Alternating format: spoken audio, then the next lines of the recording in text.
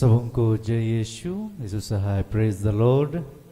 प्रार्थना द परिवार फिर से आप सबों का आज की इस आराधना प्रार्थना में प्रभु यीशु मसीह के जीवित और सामर्थी नाम से हम सभी प्रार्थना द परिवार के भाई बहन मिलकर साथ में हमारी अगुआ प्रभु की दास सिस्टर एस्थर, प्रभु के दास भाई राज, आप सबों का हार्दिक स्वागत करते हैं, हार्दिक अभिनंदन करते हैं। आशा है कि आप सबों पर ईश्वर की अनुग्रह, ईश्वर की कृपा, ईश्वर का प्रेम बना हुआ और आप निरंतर प्रभु के मार्ग पर उसके आज्ञाओं, उसके शिक्षाओं के अनुसार जीवन जी रहे हैं। प्रभु जो हमसे प्रेम करते हैं वो कहता है कि मैं जो कुछ भी कहता हूँ, जो कुछ भी मैं बातें कहता हूँ, वो हाँ और आमीन के साथ उसे पूर्ण करने में वो सामर्थ्य ईश्वर है। जैसे बारिश के बूंद जमीन को बिना उपजाऊ बनाए बिना अपने पास नहीं लौटते, वैसे ही प्रभु के मुख से निकलने वाले हर एक शब्द वो हाँ और आमीन के साथ पूरा करते हैं। और प्रभु ने जो भी बातें प्रतिज्ञा करी हैं, हम जानते हैं कि बीते समय में प्रभु ने हर एक के जीवन में पूरा की है और आने वाले समय में भी वो पूरा करने में सामर्थ्य है। तो आइए उस जीवित परमेश्वर की, उस सामर्थ्य ईश्वर की हम सभी स्तुति करें, उसकी आराधना करें, उसकी प्रशंसा करें, क्योंकि वो महिमा स्तुति आराधना के योग्य है। तो आइए हम फिर से आज के सुंदर समय में एक मन होकर उसके निकट आएँ और उसके उपासना में, उसके वचनों में हम ध्यान लगाएं। तो आज की इस आराधना प्रार्थना में मैं हूँ भाई भूषण, मेरे बाएं ओर है मेरी धर्मपत्नी है बहन अंजना, साथ में है भाई सुनील और उनकी धर्मपत्नी है बहन अंशु। आज की इस आराधना प्रार्थना में आरंभिक प्रार्थना करेंगी बहन अंशु और आराधना में अगुवाई करेंगे भाई सुनील और मैं। वचनों को पढ़ेंगे बहन अंजना और आज वचनों की उद्घोषणा और अंतिम विशेष आशीष की प्रार्थना होगी प्रभु के दास भाई राज के द्वारा।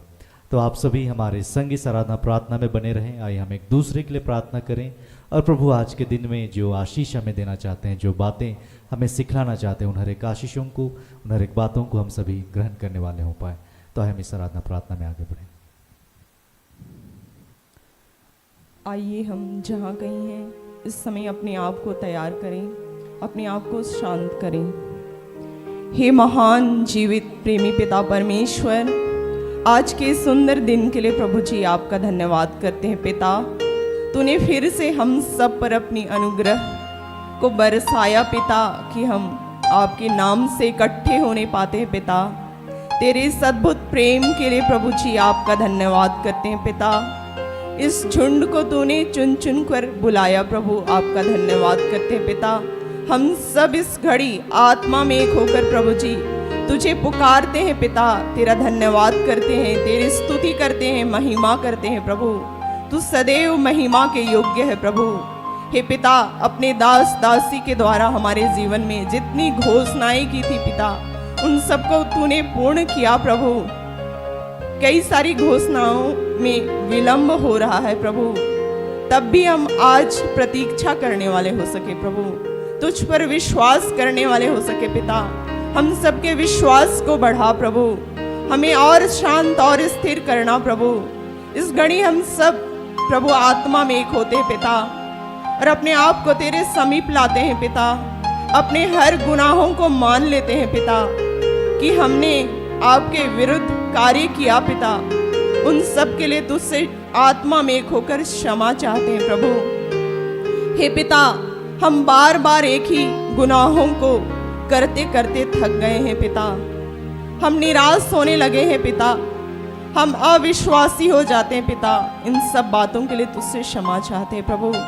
इस प्रार्थना सभा को प्रभु जी आपके हाथों देते हैं। हे पिता, अपनी महिमा में आत्मा को उंडेल प्रभु। इस समय जहाँ कहीं आपके बच्चे आपके नाम से इकट्ठे हुए हैं पिता, उन सब पर अपनी आत्मा को उंडेल प्यारे प्रभु। हे पिता, तूने कहा जहाँ दो या दो से अधिक तेरे नाम से इकट्ठे होते हैं पिता, उन सब पर अपनी आत्मा को उंडेलता है, उन सब पर प्रभु अपनी कृपा को उंडेलता है प्रभु, उन सब को एक मन एक मत करता है प्रभु। हम आपका धन्यवाद करते हैं। हे पिता, जितनी बाधाओं को हम देखते हैं पिता अपने जीवन में पिता, जो असंभव सी लगती है, उन सब को यीशु के नाम से दूर करते हैं प्रभु। अरे पिता परमेश्वर, हम सब पर अपनी कृपा को उंडेल प्रभु, कि तेरी उस कृपा को देख सकें, तेरे उन चमत्कारों को, चिन्हों को देख सकें पिता, जो तू हर दिन हमारे जीवन में करता है पिता, और हमें अद्भुत रीति से सजाया संवारा है प्रभु। धन्यवाद करते हैं। हे पिता, धन्यवाद करते हैं सुंदर समय को देने के लिए पिता, हमारे अगुओं को देने के लिए धन्यवाद, इस प्रार्थना योद्धा परिवार के लिए धन्यवाद पिता। इस मौसम पर प्रभु जी आपका अद्भुत रीति से नियंत्रण है प्रभु, हम आपका धन्यवाद करते हैं। YouTube पर लाइट पर आपका नियंत्रण है प्रभु, आपका धन्यवाद करते हैं। सब कुछ आपके हाथों देते हैं पिता, और धन्यवाद के साथ इन प्रार्थनाओं को यीशु के नाम से मांगते हैं, इसे सुन और स्वर्ग के राज्य में ग्रहण कर, आमीन। आमीन। आइए हम पिता परमेश्वर का धन्यवाद करेंगे कि उन्होंने हमें सुंदर विश्वास का वरदान दिया है कि हम उनके पास आ पाते हैं, उन पर विश्वास कर पाते हैं, उन्हें हे अब्बा हे पिता कहकर पुकार पाते हैं। हम धन्यवाद करेंगे। हम जानते हैं कि हमारा विश्वास बार बार हिलता है, डुलता है, तो हम प्रार्थना भी करें कि प्रभु हमारे विश्वास को मजबूत करे, हमारे अंदर जो अल्प विश्वास है उसको बढ़ाए, कि हम पिता परमेश्वर के संग सदा सर्वदा बने रहें। आइए हम एक गीत के द्वारा प्रभु का धन्यवाद करेंगे।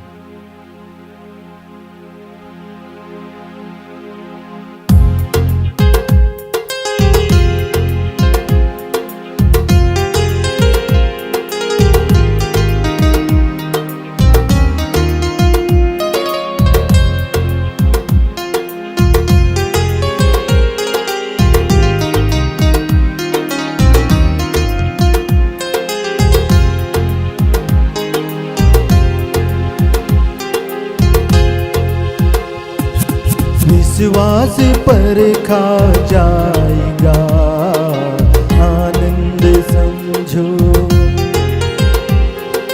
विश्वास पर खा जाएगा आनंद समझो, विश्वास पर खा जाएगा आनंद समझो, विश्वास पर खा जाएगा आनंद समझो। शैतान तुमको डराएगा आनंद समझो,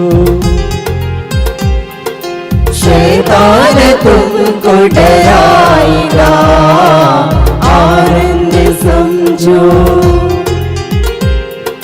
होगी परीक्षा धीरज बढ़ेगा, तपने के पश्चात सोना बनेगा, होगी परीक्षा धीरज बढ़ेगा, तपने के पश्चात सोना बनेगा, होगी परीक्षा धीरज बढ़ेगा, तपने के पश्चात सोना बनेगा, होगी परीक्षा धीरज बढ़ेगा, तपने के पश्चात सोना बनेगा, आनंद समझो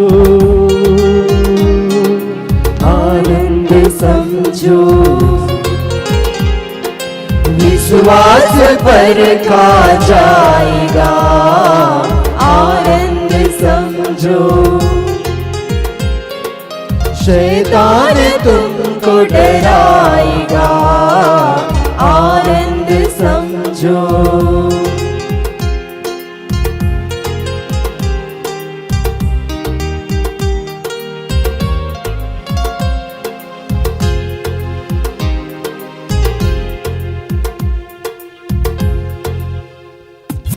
सीमा के बाहर परीक्षा न होगी, यीशु की मर्जी से हर बात होगी, सीमा के बाहर परीक्षा न होगी, यीशु की मर्जी से हर बात होगी, सीमा के बाहर परीक्षा न होगी, यीशु की मर्जी से हर बात होगी, सीमा के बाहर परीक्षा न होगी, यीशु की मर्जी से हर बात होगी, जितना वचन में समाएगा, जितना वचन में समाएगा आनंद समझो,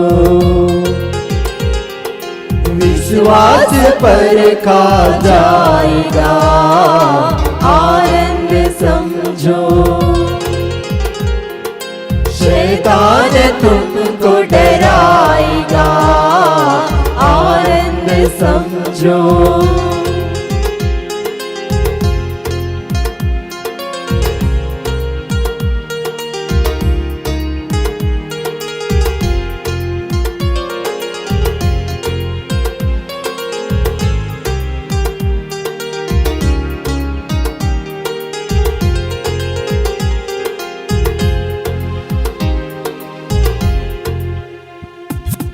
यीशु वचन का उपयोग करना, जैसी भी आफत हो बिल्कुल ना डरना। यीशु वचन का उपयोग करना, जैसे भी आफत हो बिल्कुल न डरना। यीशु वचन का उपयोग करना, जैसी भी आफत हो बिल्कुल ना डरना।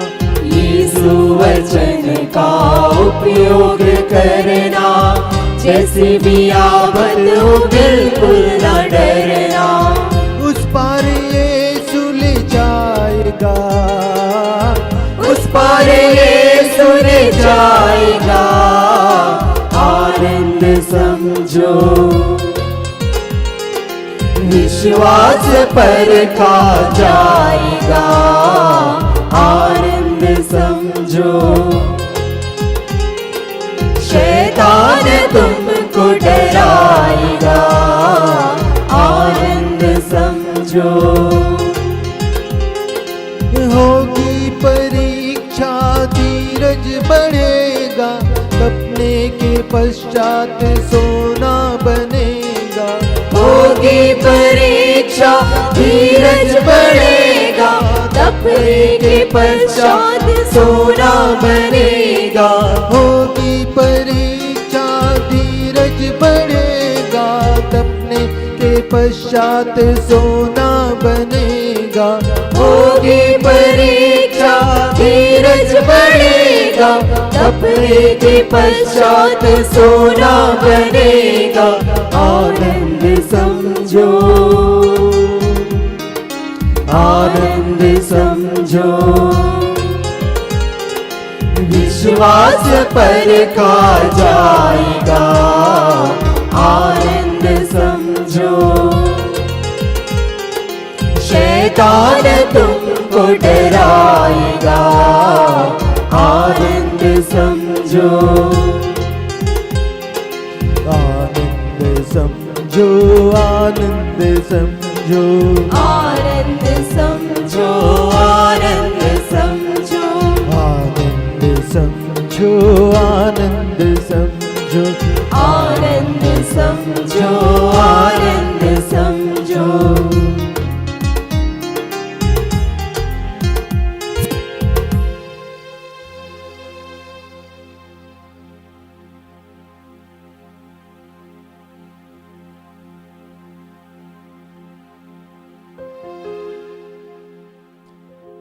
आइए हम फिर से उस जीवित परमेश्वर की स्तुति करें, उसकी आराधना करें, जो सच्चा है, जो सच्चा खुदा है, जो सच्चा ईश्वर है, और वह हमारे जीवन में अपनी बातों को, अपनी प्रतिज्ञाओं को पूरा करता है और हमसे उन बातों से अपनी महिमा को लेता है। आइए फिर से हम प्रभु की स्तुति करते हुए, उसकी महिमा करते हुए यह भजन गाएं।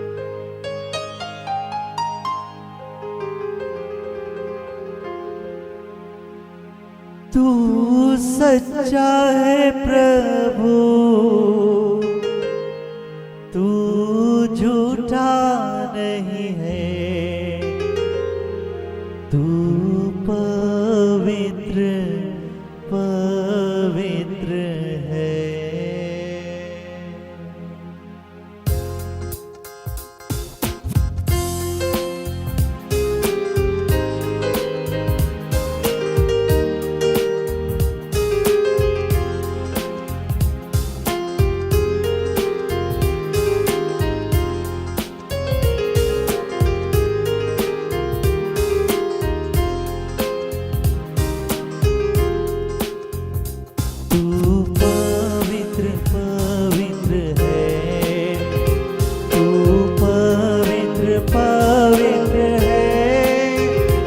तू पवित्र पवित्र है, तू पवित्र पवित्र है, तू पवित्र पवित्र है, तू पवित्र पवित्र है, तू पवित्र पवित्र है, तू पवित्र पवित्र है, तू सच्चा है प्रभु, तू झूठा नहीं है, तू पवित्र पवित्र है, तू सच्चा है प्रभु, तू झूठा नहीं है, तू पवित्र पवित्र है, तू पवित्र है, तू पवित्र पवित्र है, तू पवित्र पवित्र है, तू सच्चा है प्रभु, तू झूठा नहीं है, तू पवित्र पवित्र है, तू सच्चा है प्रभु, तू सच्चा है प्रभु, तू झूठा नहीं है, तू पवित्र पवित्र है।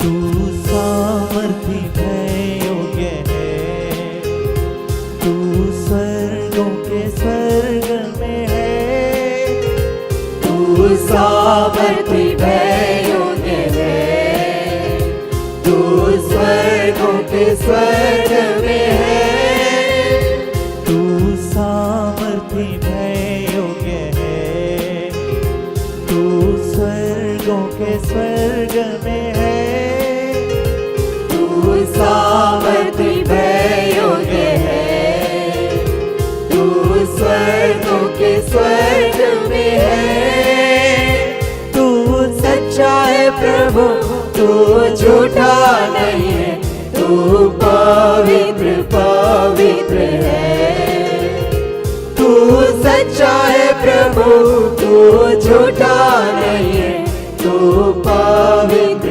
पवित्र है।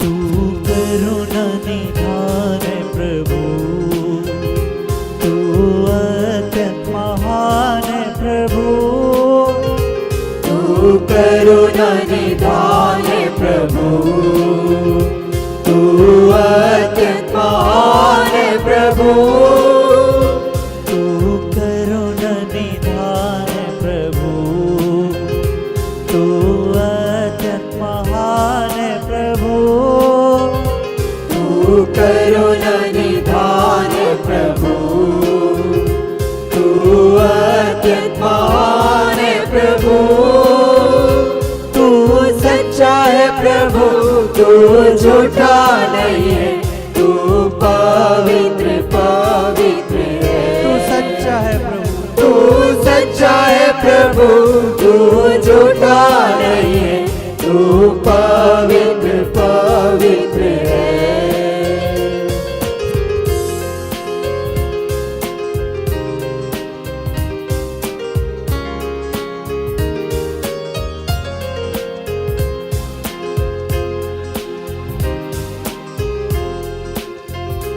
तू अधर्मों को क्षमा करता है, सारे रोगों को चंगा करता है, तू अधर्मों को क्षमा करता है, सारे रोगों को चंगा करता है, तू अधर्मों को क्षमा करता है, सारे रोगों को चंगा करता है, तू अधर्मों को क्षमा करता है, सारे रोगों को चंगा करता है, तू सच्चा है प्रभु, तू झूठा नहीं है, तू पवित्र पवित्र है। तू सच्चा है प्रभु, तू सच्चा है प्रभु, तू झूठा नहीं है, तू पवित्र पवित्र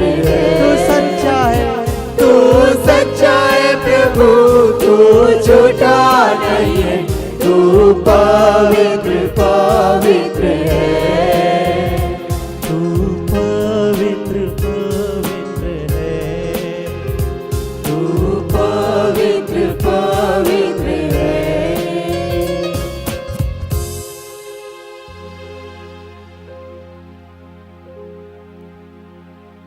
हम जानते हैं प्रभु, तू सत्य प्रतिज्ञ ईश्वर है। जो तू कहता है प्रभु, उसे और आमीन के साथ पूरा करता है। हम धन्यवाद करते हैं पिता आपका कि आपने हम में अपने आप को प्रकट किया, और प्रभु आपने जो भी बातें हमारे जीवन के लिए कही, आपने उसे और आमीन के साथ पूरा किया, और आप आने वाले हर एक बातों को पूरा करने जा रहे हैं पिता। हम आपका धन्यवाद करते हैं, सब कुछ आपके हाथों सौंपते हैं, समर्पित करते हैं। सारा आदर, गौरव, महिमा, प्रशंसा प्रभु हम आपको देते हैं, और धन्यवाद के साथ इस आराधना को, इस प्रार्थना को पिता यीशु नाम में हम चढ़ाते हैं। सुनकर आनंद से अपने ईश्वर के राज में ग्रहण कीजिए। आमीन। आमीन।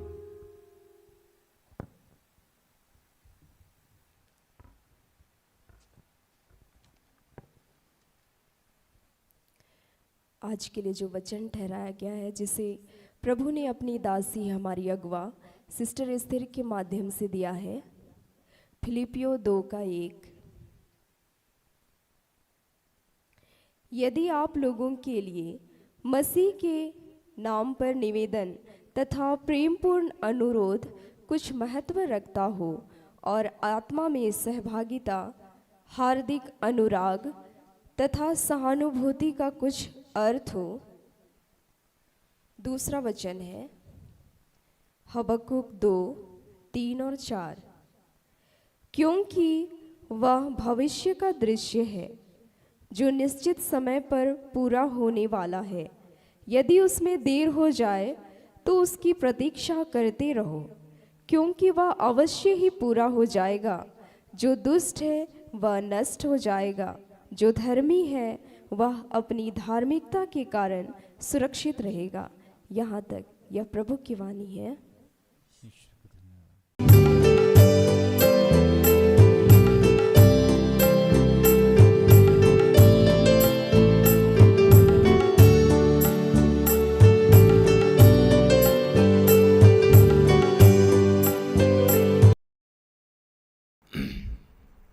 सबको जय यीशु।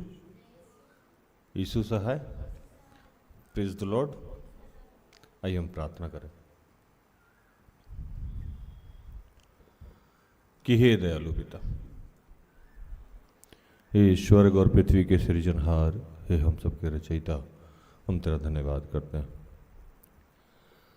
आज के सुंदर और आशीषित दिन के लिए जो तूने एक नए अध्याय के रूप में हमारे जीवन से जोड़ दिया। धन्यवाद प्रार्थना उधर परिवार के लिए, ऐसी जितनी संस्थाएं हैं, सेवकाई है, चर्च है, वो सबके लिए तेरा धन्यवाद। और धन्यवाद करते हैं प्रभु सिस्टर एस्थर के लिए, ऐसे जितने तेरे सेवक हैं, दास हैं, दासी हैं, फादर हैं, पादरी हैं, पास्टर्स हैं, स्वतंत्र रूप से सेवकाई करते हैं या किसी भी रूप से तेरे सेवा कार्य में अपना सब कुछ समर्पित किए हैं, उन तमाम लोगों के लिए तेरा धन्यवाद करते हैं। इस वक्त जितने लोग जहाँ से मुझे देख रहे हैं, सुन रहे हैं, उन सब के लिए तेरा धन्यवाद करते हैं। और धन्यवाद करते हैं पिता कि तू हमारे जीवन के लिए जो तेरा चुनाव है प्रभु, उस चुनाव के लिए तेरा धन्यवाद। तू तो जानता है प्रभु कि हम कैसे कैसे पाप करते हैं, कितनी सारी बुराइयां हैं, कितनी सारी दुर्बलताएं हैं। उन सब के लिए भी तेरा धन्यवाद करते हैं, क्योंकि हमारी दुर्बलताओं में तेरे सामर्थ्य को हम देख पाते हैं। और उन तमाम कार्यों के लिए जो हमने आपकी इच्छा के विरुद्ध किया है, सोच से, वचन से, कर्म से, बोली से, जिस भी प्रकार से, उसके लिए तुझसे क्षमा चाहते हैं। अपने पुत्र यीशु के लहू से धो के शुद्ध और पवित्र कीजिए। और पिता क्या समझाना चाहते हैं आज हम सबको, उसके लिए हम सब के ऊपर अपनी आत्मा को डालिए। पिता, पुत्र, पवित्र आत्मा हमारी मदद कीजिए। जो भी डिस्टर्बेंस की बातें हैं, जो भी भटकाव की बातें हैं, वो सब यीशु के नाम से समाप्त करते हैं। धन्यवाद की प्रार्थना प्रभु यीशु के जीवित और पवित्र नाम से मांगते हैं। दया से सुन और स्वर्ग के राज में ग्रहण कर। आमीन।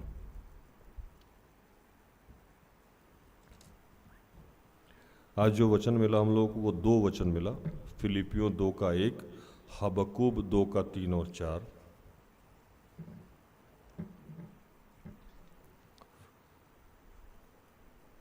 अतः यदि मसीह में कुछ शांति और प्रेम से ढाढ़स और आत्मा की सहभागिता और कुछ करुणा और दया है,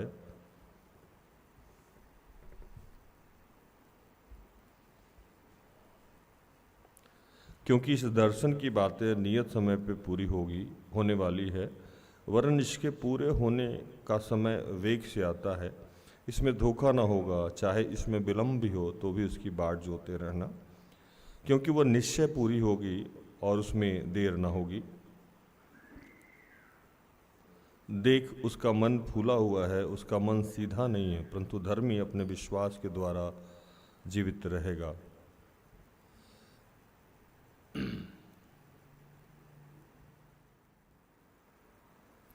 आज का जो वचन है वो दो हिस्सों में लिया गया है। एक फिलिपियों से लिया गया है और दूसरा हबक्कूक से लिया गया है।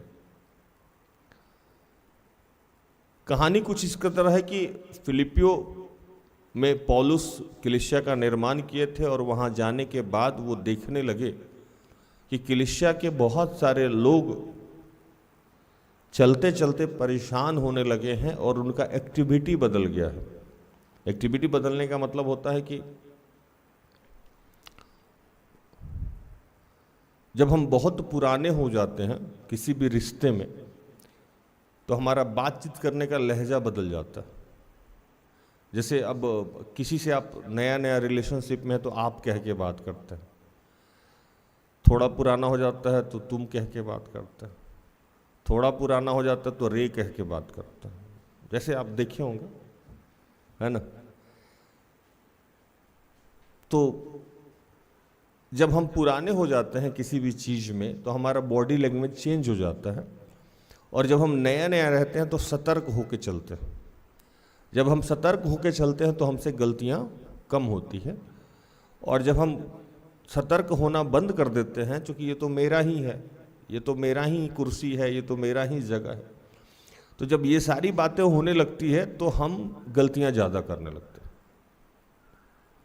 और इसीलिए शायद बाइबल में बहुत जगह ये वचन लिखा हुआ है, कई बार मैंने प्रचार किया है पवित्र आत्मा के सामर्थ्य, कि बाइबल यहाँ तक मना करता है कि आप किसी के साथ कंफर्ट नहीं हो। मतलब मम्मी पापा के साथ कंफर्ट नहीं हो, भाई बहन के साथ कंफर्ट नहीं हो, पति पत्नी के साथ कंफर्ट नहीं हो। और बाइबल कहता है कि तुम यहाँ परदेशी हो, भय में जीवन व्यतीत करो। अगर हम किसी भी के साथ अगर बहुत ज़्यादा कंफर्ट होंगे तो गलतियाँ होंगी, मिस्टेक होगा, क्योंकि हम इंसान हैं। हम जहाँ कंफर्ट होते हैं वहीं हमसे ज़्यादा मिस्टेक होता है। जब तक हम सतर्क रहते हैं तब तक हमसे गलती नहीं होती। तो जो लोग फिलिपियों में थे उनके साथ ये समस्या होने लगी कि जितने लोग फिलिपियों में थे उस समय जब स्थापना हो गया तो कुछ दिन के बाद पौलुस की अरेस्टिंग हो गई। क्या हो गई? पौलुस बराबर जेल जाते थे। मतलब जेल जाना आना उनके लिए बहुत बड़ी बात नहीं थी। एक पाँव जेल में, एक पाँव जेल के बाहर रहता था उनका। तो जेल से पत्री लिखे और लिखते हैं कि भैया कि जिस कदर तुम लोग अभी जी रहे थे उससे मैं बहुत खुश हूँ, लेकिन अब जो स्थितियाँ बदल रही है तुम्हारे जीने का, तुम्हारे खाने का, पीने का, उठने का, बैठने का, इसको ऐसे नहीं जीना होगा, ऐसे नहीं जीना होगा। अगर तुमको लग रहा है कि मसीह में कुछ शांति है, प्रेम है, कुछ करुणा है और कुछ दया है,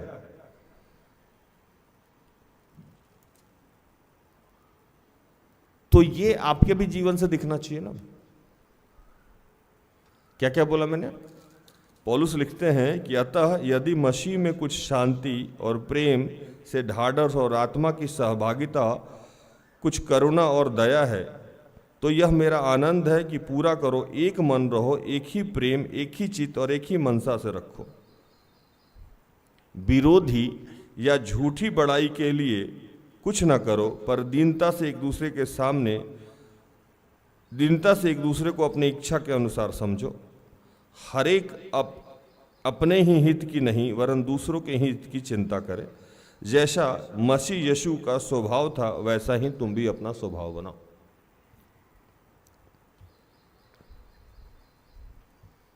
बहुत कंफर्ट होने के बाद यह समस्या होती है। जैसे मैं नाम तौर पे जो प्रभु ने पहला रिश्ता और आखिरी रिश्ता बनाया उसी पे मैं बात करता हूँ। प्रभु ने एक ही रिश्ता बनाया, पिता ईश्वर ने एक ही रिश्ता अपने हाथों से गढ़ा, जिस रिश्ते को हम पति पत्नी कहते हैं।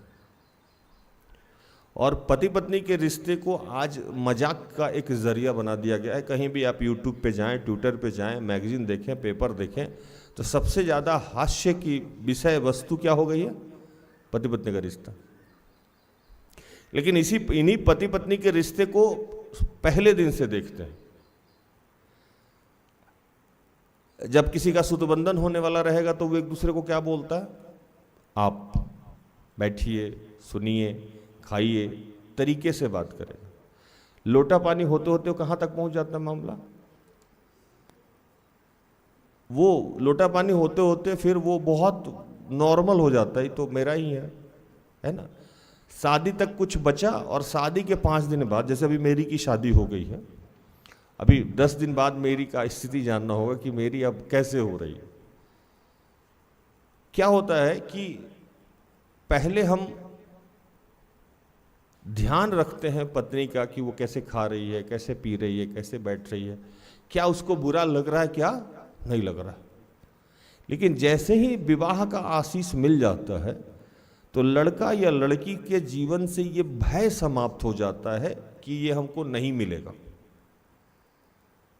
पहले क्या था? भय था कि कहीं शादी टूट ना जाए, कहीं भैया मना ना कर दे, है ना, पापा मना ना कर दे, दीदी मना ना कर दे, तो ये भय था। तो जब तक भय है तब तक आप सतर्क हैं। लेकिन भय क्या किस चीज का है? कि विवाह होगा कि नहीं होगा। लेकिन जैसे ही विवाह हुआ तो क्या समाप्त हो गया आपके जीवन से? भय। अब खोने का भय तो नहीं, अब तो हो ही गया, है ना। भोजपुरी में कहावत है कि भेल बियाह मोर करबा का। अब तो शादी हो गया, अब मेरा आप क्या बिगाड़ सकते है ना, कुछ तो हो नहीं सकता है। तो वो आदमी एक दूसरे से ही बदतमीजी करने लगता है। खाना तो खाओ, नहीं तो निकलो, दिन भर दिमाग खराब करके रखती हो। अरे खुद ही ऑटो पकड़ के नहीं आ सकती हो, जरूरी है हम स्टेशन आएंगे तो तुम आओगी। होगा कि नहीं होगा? होता है ना। अभी मेरे कमर में दर्द है, तुम खुद सब्जी चला लो, है ना। अभी मेरे साथ ये समस्या है, तुम खुद कर लो। तुम बच्चा नहीं देख सकते हो, हम ही बच्चा देखें। गॉसिप का तरीका बदल जाता है, यहां तक कि रेतों पे मामला आ जाता है। कई बार तो धक्कम धुक्की, मारा पिटाई भी हो जाता है, एक दूसरे को थप्पड़ भी लगा देता है। अब बात यहां तक पहुंच जाती है कि एक दूसरे को 2 बोला, 3 बोला, वो फिर पैसे पे बात आ जाती है। मैंने तुम्हारे लिए ये किया, तुमने मेरे लिए वो किया। सिर्फ एक चीज इस रिश्ते से समाप्त हुआ, वो क्या समाप्त हो गया? खोने का डर। अगर खोने का डर बना रहता तो ये रिश्ता ठीक रहता। अब लोगों को समझ में आ जाता, ये तो मेरा ही है, निज भाग्य है मेरा, ये जाएगा कहां। हम लोग कहावत कहते थे कि बन का गिद्दर जाएगा किधर। ये तो गिद्दर कहां रहेगा? वन में ही रहेगा, शहर में तो रह नहीं सकता, यही रहना है इसको। अब पति सोचता है पत्नी जाएगी क्या, और पत्नी सोचती है पति जाएगा कहां। आप देखे होंगे कि घर में जिन बच्चों को जो पेरेंट्स ज्यादा प्यार करते हैं, जैसे मम्मी किसी की ज्यादा प्यार करती है या पापा जी किसी से, वो बच्चा उसी से सबसे ज्यादा बदतमीजी करता है। उसको लगता है कि ये मुझे छोड़ ही नहीं सकते, ये मुझे त्याग ही नहीं सकते, ये तो मेरे ही हैं। तो जब जीवन में हम चलते हैं तो पौलुस यही समझा रहे थे कि तुम लोग कंफर्ट जोन में चले गए हो, जबकि बाइबल कहता है कि हमें परदेशी की तरह यहां रहना है। कैसे रहना? परदेशी की तरह। जब हम किसी और के घर में जाते हैं तो घंटी बजा के जाते हैं। उसका जो सामान जहां है वहीं रहे, ये हम ध्यान देते हैं। किसी भी जगह हम घुस नहीं पाते हैं। जाने से पहले ये भी पूछते हैं बाथरूम कहाँ है। बाथरूम से निकल के ना 3 बार कमोड चेक करते हैं, ये फ्लश ठीक से गया ना, कुछ रह तो नहीं गया गंदगी। अगर हाथ धोए तो साबुन ठीक जगह पे है कि नहीं है। अगर सोफा पे बैठे हुए हैं तो उसका पिलो या वो कुशन जो है वो इधर उधर तो नहीं हो गया। जूता सही जगह पे खोल के रखें। अगर नाश्ता कर रहे हैं तो हो सकता है कि दिखाने क्रम हम ही रख देते हैं ना, प्लेट रहने दीजिए ना, है ना। खाना खा रहे हैं तो एकदम धीरे धीरे बाइट ले रहे हैं, अगला देख रहा है ना, देख रहा है तो चम्मच से खा रहे स्टाइल से, प्लीज हो गया, नो थैंक्स, रहने दीजिए, छोड़ देते हैं। हर वक्त हमारे दिमाग में है कि हम क्या हैं, गेस्ट हैं, हर वक्त। लेकिन जैसे हम अपने घर में आते हैं, सबसे पहले जो कांधे पे बैग दर्द, जूता कहीं और, मोजा कहीं और, है ना, तौलिया कहीं और, रिमोट कहीं और। ये क्या है, ये मेरा घर है। अरे आपका घर है तो चारों तरफ पोटी फेंक दोगे। दिमाग से क्या हो गया, क्या समाप्त हो गया, भय समाप्त हो गया। अगर जैसा व्यवहार वो दूसरे के घर में जाके किया, वैसा ही व्यवहार, वैसा ही चौकन्ना वो अपने घर में रहता, तो हर घर क्या होता, स्वर्ग होता। हर घर स्वर्ग होता। जैसे हम किसी और के यहां जाते हैं तो वो मान लो कि कोई रोटी बेल रहा है तो हम जाके बोले लाइए ना, हम थोड़ा सा मदद कर देते हैं, हम निकाल दें। वो अगला बोले नहीं नहीं रहने दीजिए, है ना, अच्छा लाइए ना हम चला देते हैं, अच्छा लाइए ना हम प्याज काट देते हैं। मतलब कुछ ना कुछ हम चाहेंगे कि मदद कर दे उसकी, और वो मना करते रहेगा, हम बोलते रहेंगे, वो मना करते हैं, हम बोलते रहेंगे। अरे कितना अच्छा आदमी है ना। लेकिन जैसे ही अपने घर में जाते हैं, अगला बोलता है सुनो ना, अरे कर लो ना, क्या दिन भर चिकर चिकर चिकर चिकर। ये चेंज क्यों, तो भय समाप्त हो गया आपके जीवन। ये सारा खेल भय का है। कटसी कब डेवलप होता है, भय से। और प्रभु यही बात समझाना चाह रहा था पौलुस के माध्यम से कि आप अगर ये समझ रहे हैं कि आपके जीवन में सारा कुछ है, तो हमारे जीवन में प्रतिज्ञा को इंतजार करने का 2 तरीका है। प्रतिज्ञाएं समझते हैं ना, आपके बारे में जो उद्घोषणा हुई है, आपके बारे में जो प्रभु ने बाइबल में लिख रखा है, या किसी दास दासी के माध्यम से आपको बताया जा रहा है, उसका वेट करने का 2 तरीका है। जो हबक्कूब में आप पढ़िएगा तो लिखेगा कि हबक्कूब के समय में, हबक्कूब जो भविष्यवक्ता थे, उनके समय में करप्शन बहुत ज्यादा लिमिट क्रॉस कर चुका था। मतलब पाप इस अवस्था में पहुंच गया था कि हबक्कूब चिढ़ने लगे थे, इरिटेट होने लगे थे, और कहने लगे थे कि प्रभु तू इतना सारा पाप देख के चुप क्यों है, तुम कुछ करते क्यों नहीं। एक जगह लिखते हैं,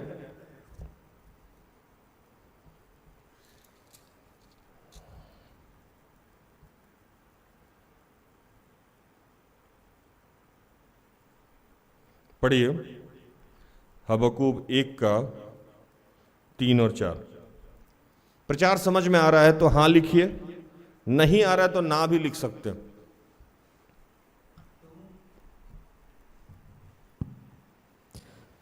तू मुझे अनर्थ काम क्यों दिखाता है, क्या कारण है कि तू उत्पात को देखता ही रहता है। मेरे सामने लूटपाट और उपद्रव होते रहते हैं, और झगड़ा हुआ करता है, और वाद विवाद बढ़ता जाता है। इसलिए व्यवस्था ढीली हो गई और न्याय कभी नहीं प्रकट होता।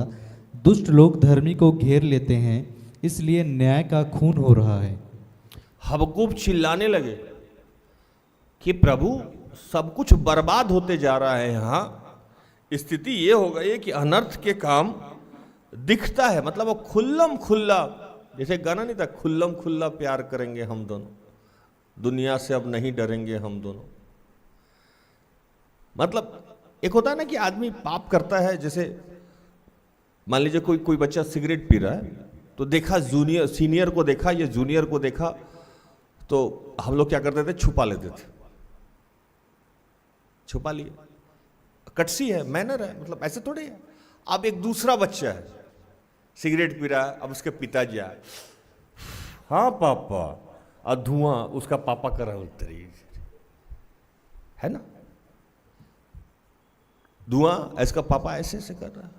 कई बार मुझे याद है कि अगर हम लोग हाथ में सिगरेट रहता था और याद आ गया कोई क्रॉस कर गया, तो धुआं मुंह का मुंह में, और ये सिगरेट है, बच्चे कृपया इसको सीखे नहीं, पॉकेट में उल्टा करके पैंट के पॉकेट में। अब वो नहीं जा रहा है तो हम ही वहां से घसक रहे, पता है पैंट में अब धुआं निकलने वाला है, मुंह में भी धुआं है, छुपाना है। अगर गुटखा खाए हुआ है आदमी, रजनीगंधा या पान के शौकीन थे हम, दिन भर में 15-20 पान खाया करते होंगे, पापा आ गए तो सामने थूक नहीं फेंक सकते हम, या चपचुइंग नहीं कर सकते, निकल गया या कोई देख लिया। लेकिन वहीं मम्मी आई तो मम्मी के सामने गुटखा खा लेते थे, माँ है ना, अपनी है। लेकिन पापा के साथ मैंने था। अब दूसरा टाइप का बच्चा है, जहां देखिए पापा वहीं थूक फेंक दिया। अब देखे होंगे कितने लोग खैनी खाते हैं, ऐसे ऐसे दीवार पे सरकारी दफ्तर में डिजाइन बना रहता है कि आप सोच ही नहीं सकते कौन चित्रकार बनाया, किधर से वो थूका गया। आप देखे होंगे ना, इधर से कभी इधर से, कभी ऊपर से, कभी दाएं से, कभी वो कोई पान खाता है, कोई गुटखा खाता है, उसको लिहाज नहीं है ना। जैसे मैं कई बार बोलता हूं कि आजकल जो बच्चे हैं, हम लोग को पता है कि इश्क में क्या होता है, अरे पता है कि इश्क में क्या होता है, कौन नहीं जानता है कि पति पत्नी क्या करता है, सबको पता है कि ये आशीष है। लेकिन वो आशीष करने का एक जगह है, एक समय बना हुआ है ना। अब आप कहीं भी शुरू हो जा रहे हैं, कह रही तो मेरी पत्नी है। अभी मैं यहां से रोड पे निकलता हूं, लोग खुलेआम रोड पे बैठ के दारू पीते, एकदम रोमांस एकदम बाइक पे होता है आजकल, और लोग इसको एडवांसनेस समझते हैं। ये एडवांसनेस नहीं है, इसको निर्लजता बोलते हैं। इसको बोलते हैं कि आपका शर्म और हया खत्म हो गया, मतलब आप पाप कर भी रहे हैं और डर नहीं है, लिहाज खत्म हो गया है, आपका कटसी मैनर चला गया है। आप विदेशी कल्चर एडॉप्ट करने में या अपने आप को एजुकेटेड दिखाने में बेसिकली आप निर्लज हो गए, बेशर्म हो गए हैं, क्षमा करें मुझे, कि ना अब आपको मां का ध्यान रहा, ना आपको पिता का ध्यान रहा, ना आपको छोटों का ख्याल रहा कि वो आपसे गलत चीज सीख रहे हैं, ना बड़ों का लिहाज रहा। तो पाप सब लोग करता है, सब में दुर्बलताएं हैं, लेकिन आप किसी जगह जाके आपका ब्रेन तो काम कर रहा है। अभी हमारे समाज में ऐसे हो गया है कि कोई कटसी नहीं, कोई मर्ज नहीं, और लोग इसको कहते हैं बहुत कूल है, बहुत चिल है, कहीं भी रहते, चिल नहीं है, कूल नहीं है, आप निर्लज और बेशर्म हैं। आपको समझ में नहीं आ रहा है कि आप 3 जनरेशन खराब कर रहे हैं, अपना भी खराब कर रहे हैं, और आपके जूनियर जो हैं वो भी देख रहे हैं, वो भी खराब हो रहे हैं, और आपके सीनियर को शर्म आ रही है कि मैं कैसे जूनियर के साथ रहता हूं। उसको ये हुक लगता है, ये यहां दर्द होता है कि मैंने क्या संस्कार दे दिया इसको, कि इसको कोई लिहाज ही नहीं है, कोई शर्म ही नहीं। हबक्कूक ग्रंथ में यही लिखा हुआ है कि वो लोग पाप करने के बाद सोचते ही नहीं थे कहां पाप कर रहे, और इस कदर अन्याय बढ़ने लगा था कि उस समय का भी यही हाल था, आज भी यही हाल है, कुछ बदला नहीं है। बाइबल को जब आप पढ़ेंगे तो बाइबल पढ़ने में मुझे कई बार लगता है कि प्रेजेंट में लिखा गया, आज की बात लिखी जा रही, जबकि ये घटनाएं 2000 वर्ष पहले की सारी बातें हैं, लेकिन आज भी पूरा का पूरा बाइबल मैच होता है आज की दुनिया से, कुछ भी डिसमैच नहीं है, 100% मैच है। तो हबक्कूक बिलख बिलख के चिल्लाने लगे और प्रभु से कहने लगे, प्रभु तू चुप क्यों है? तेरे ही खिलाफ लोग जी रहे हैं, तेरे ही खिलाफ। जैसे अभी आतंकवाद का इतना नंगा नाच नाचा कि लिहाज ही नहीं किया कि कौन है वहां, खुल्लम खुल्ला मार के गया, मारा ना। डर नाम का कोई चीज उसके चेहरे पे नहीं था। तो अपनी सरकार अब डराने पे लगी हुई है कि डरिए अब, और उसे डराना जरूरी है। कई बार लोगों को डराना जरूरी है। इसीलिए प्रभु ने कहा कि मैं जिससे प्रेम करता हूं उसको ताड़ना भी देता हूं। किशोरी अवस्था में रीढ़ का हड्डी, कभी कभी डराना चाहिए, नहीं तो बिना भय का प्रीत नहीं होता। यही बात हबक्कूक ग्रंथ में हबक्कूक परमेश्वर से पूछ बैठे कि इन लोगों का तुम कुछ कर क्यों नहीं रहे हो, तुम चुपचाप क्यों कुछ बोल नहीं रहे हो। पढ़िए इसको 3 और 4 फिर से पढ़िए।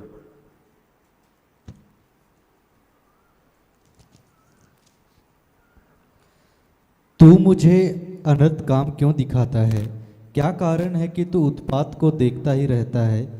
मेरे सामने लूटपाट और उपद्रव होते रहते हैं और झगड़ा हुआ करता है और वाद विवाद बढ़ता जाता है। इसलिए व्यवस्था ढीली हो गई और न्याय कभी नहीं प्रकट होता। दुष्ट लोग धर्मी को घेर लेते हैं, इसलिए न्याय का खून हो रहा है। कह रहे हैं कि सब कुछ मतलब सामने सामने हो रहा है, न्याय का खून हो रहा है, अधर्म हो रहा है, पाप हो रहा है, खुलेआम लोग एक दूसरे को मार रहा है, खुलेआम ईश्वर के विरुद्ध में बोल रहा है, खुल्लम खुल्ला सब कुछ कर रहा है, और तू चुप है।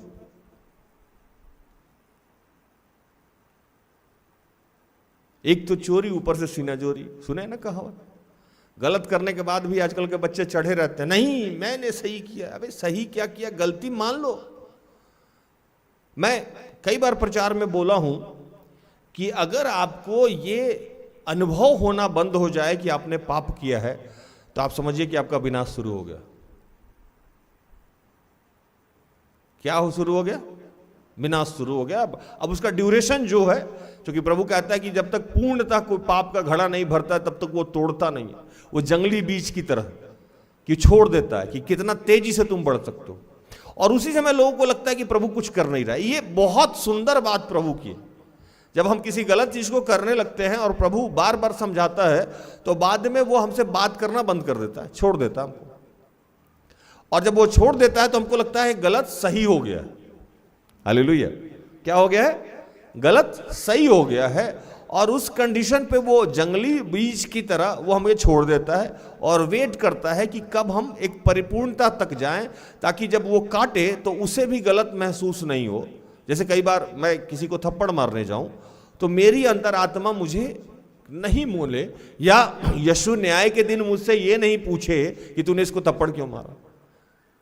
उसको पता रहे कि बिना थप्पड़ मारे अब काम चल नहीं सकता था, और थप्पड़ इसने मारा उसको बचाने के लिए, उसकी आत्मा को बचाने के लिए, उसका वर्तमान और भविष्य को बचाने के लिए। तो उस समय जब हम थप्पड़ मारे तो प्रभु हम पे दोषारोपण नहीं करेगा। तो वहां तक हम लोग भी वेट करते हैं। तो हम लोग जब कीड़े शरीक लोग हैं तो प्रभु कितना वेट करता होगा। तो प्रभु ने हबक्कूक से कहा कि सुन भाई, अब जो मैं करने वाला हूं वो बहुत खतरनाक है, ऐसा जैसा तुमको यकीन नहीं होगा। यकीन नहीं होगा। पढ़िए 5।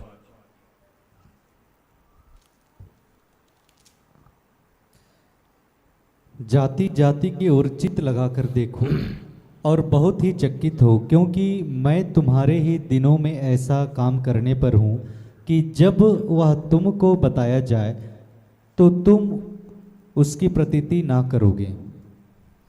कह रहे हैं कि मैं तुम्हारे ही दिन में, हबक्कूक को वो आंसर किए कि तुम जो परेशान हो, तुम जो डर रहे हो, तुम जो घबरा रहे हो, तुम चीख रहे हो, चिल्ला रहे हो, टेंशन नहीं लो। तुम्हारे रहते हुए, तुम्हारे ही दिन में, तुम्हारे ही सामने मैं कुछ ऐसा करने वाला हूं इन लोगों के खिलाफ, या जिन लोग अच्छे हैं उनके पक्ष में और जो बुरे हैं उनके विपक्ष में, जो तुमको यकीन नहीं होगा। और इसको लिख लो। कैसे करो? इसको लिखो। 2 2 का 2। यहोवा ने मुझसे कहा, दर्शन की बातें लिख दे, वरन पट्टियों पर साफ साफ लिख दे कि दौड़ते हुए भी वे सहज से पढ़ी जाएं। कह रहे हैं कि ऐसे जगह पे लिखो कि कोई आदमी दौड़ के भी गुजरे तो साफ साफ पढ़ ले। अगर मान लीजिए छोटा चीज लिखा हुआ है, आप रोड के किसी बोर्ड पे जा रहे हैं, किसी दुकान के किसी बोर्ड पे छोटा छोटा चीज लिखा हुआ है, और आप बाइक से क्रॉस कर रहे हैं, कार से क्रॉस कर रहे हैं, थोड़ा स्पीड आपका ज्यादा है, तो आप जब तक पढ़ेंगे तब तक आप क्रॉस कर जाएंगे। जब तक पढ़ेंगे तब तक क्या होगा, आप क्रॉस कर जाएंगे।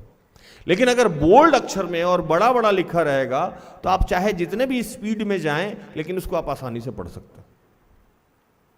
तो इसी लॉजिक को प्रभु कह रहे थे कि ऐसा लिख कि कोई दौड़ के भी जाए तो इसको पढ़ ले और उसको पता हो जाए कि ये बातें प्रभु ने पहले से कह रखी थी। प्रभु अपने दास, अपने भविष्यवक्ता पे बिना प्रकट किए हुए कोई काम नहीं करता। ऐसा क्यों करता?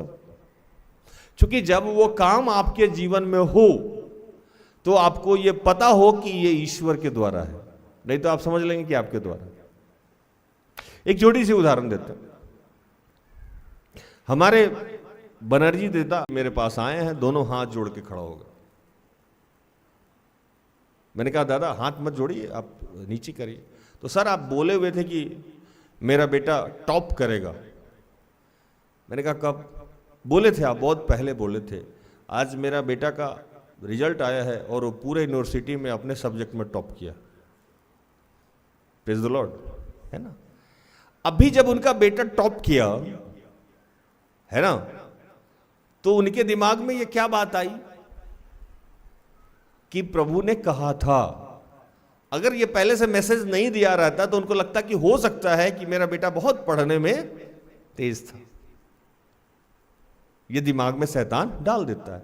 लेकिन तेज तो है ही वो बच्चा, टैलेंटेड तो है ही, लेकिन ये पहले से पता था उनको कि प्रभु ने बता के रखा है। अभी उन्होंने किसको महिमा दे दी? प्रभु को महिमा दे दी। तो प्रभु जब यीशु का भी पृथ्वी पे आने का था तो हर दास, नबी, भविष्यवक्ता कहते थे यीशु आने वाले, यीशु आने वाले, यीशु आने वाले। यहां भी मुझे लगता है कि 99% बच्चों के बारे में हम लोग बता के रखते हैं। तुम्हारा शादी हो जाएगा, तुम्हारे बच्चे हो जाएंगे, तुम्हारी नौकरी हो जाएगी, है ना, तुम्हारे साथ ये बुरा भी हो सकता है। हर अच्छी और बुरी बातों को प्रभु मेरे या सिस्टर स्तर के माध्यम से प्रकाशन देता ही रहता है। उसके पीछे का कारण यह है कि वो प्रमाणित करना चाहता है कि प्रार्थना योद्धा परिवार के साथ, हम दोनों के साथ और हमारे परिवार के जुड़े जितने लोग हैं उनके साथ ईश्वर है। और जब जब वो घटनाएं घटे तो वो ईश्वर को और महिमा दे। हालेलुया। तो इनको बोला गया कि भैया तुम लिख लो, और ऐसे लिखो कि कोई भी आते जाते पढ़े कि मैं ये काम करने जा रहा हूं। अब यहां से प्रचार शुरू होता। आपके लिए बताया गया कि शादी होगी, आपके लिए बताया गया कि बच्चे होंगे, आपके लिए बताया गया कि आपके जीवन में जो समस्याएं हैं वो समाप्त हो जाएगी। जो भी आपके लिए बताया गया है उसके बीच का एक ड्यूरेशन होता है, किसी का समय, चूंकि समय तो किसी सेवक को पता नहीं है। प्रेरित में लिखता है कि इस समय और काल को पढ़िए, प्रेरित का एक वचन पढ़िए।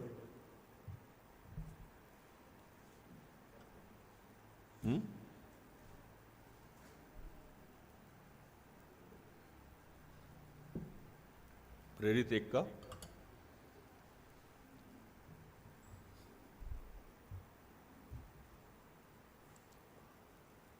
प्रेरित 1